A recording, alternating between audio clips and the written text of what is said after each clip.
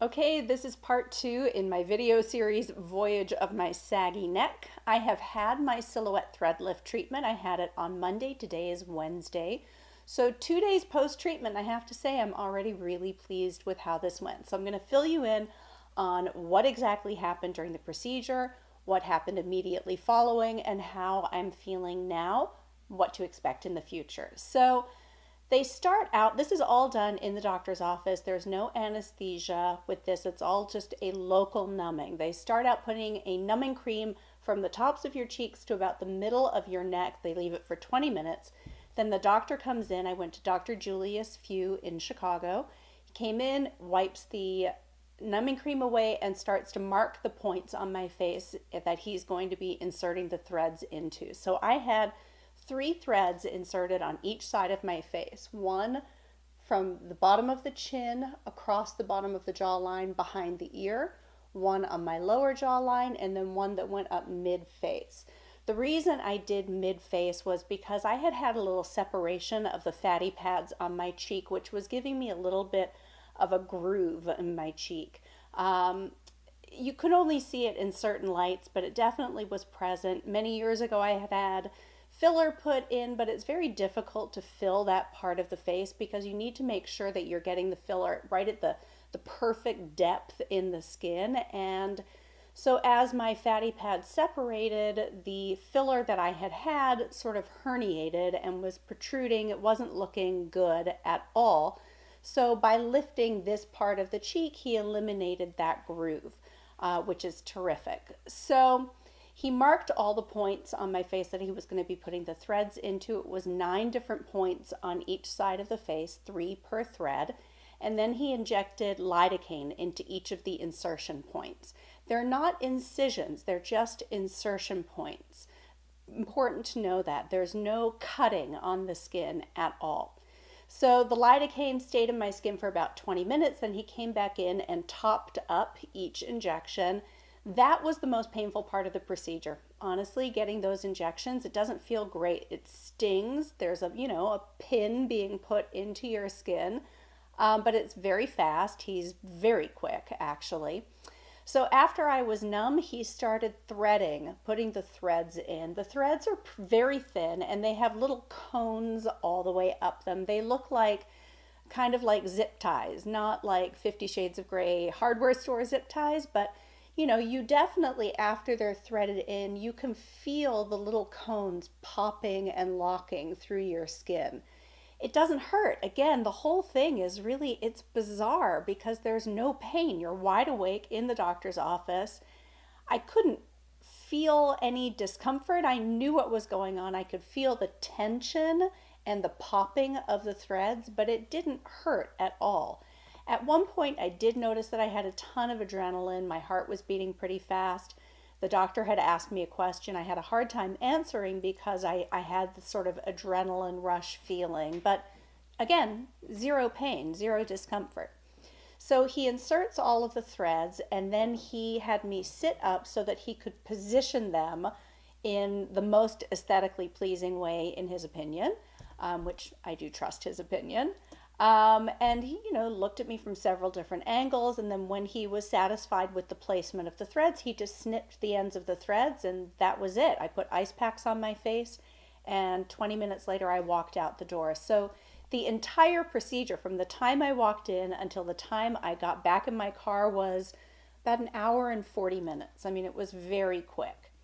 So there are a few things I wish I had known going in. I don't think they would have been deal breakers, but it would have been good information to have, so I'm sharing it with you.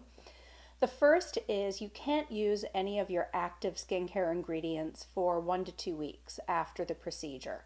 That includes retinol, vitamin C, any active serums that you use. The skin is very sensitive after this procedure.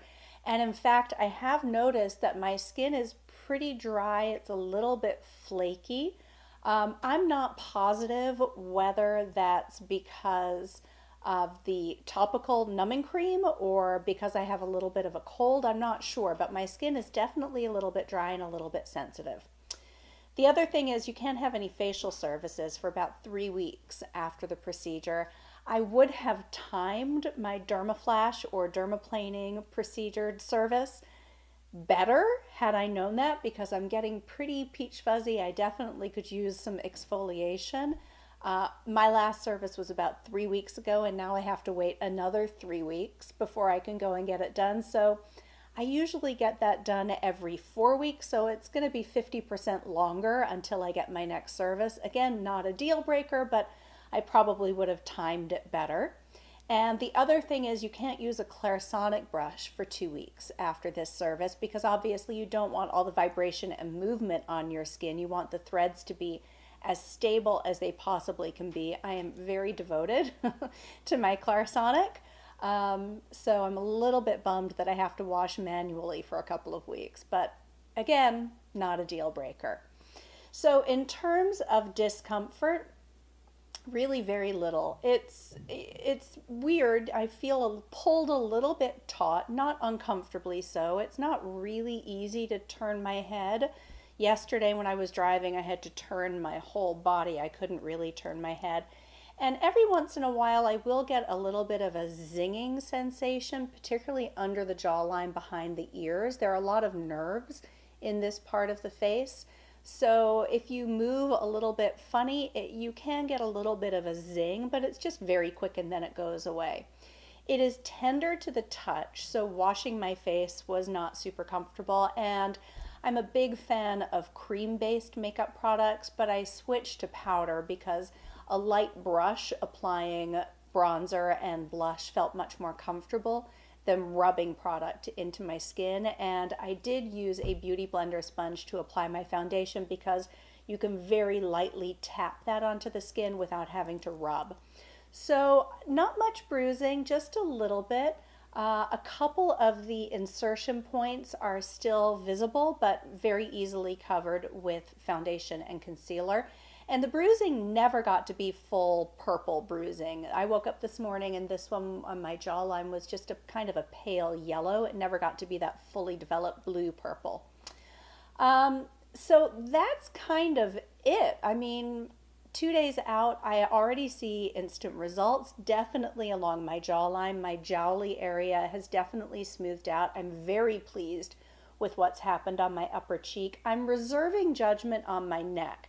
Now, of course, this is the whole reason that I had the procedure done. And when I sat up to look in the mirror after the doctor finished, I noticed that it wasn't pulled very tight. And I said to him, "Is this going to improve?" He said, "Yes, it is going to improve, but this is not a surgical neck lift." So I think I have to manage my expectations a little bit here.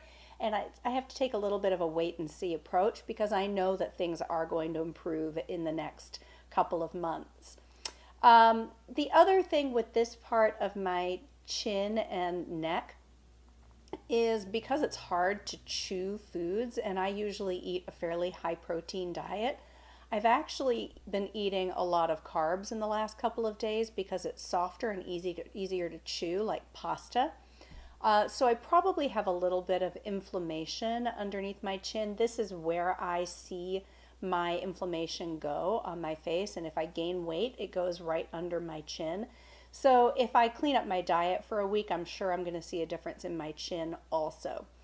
But anyway, I am very pleased with this procedure. I will report back probably in about a month to let you know how things are progressing. But that's the scoop, and thanks so much for watching.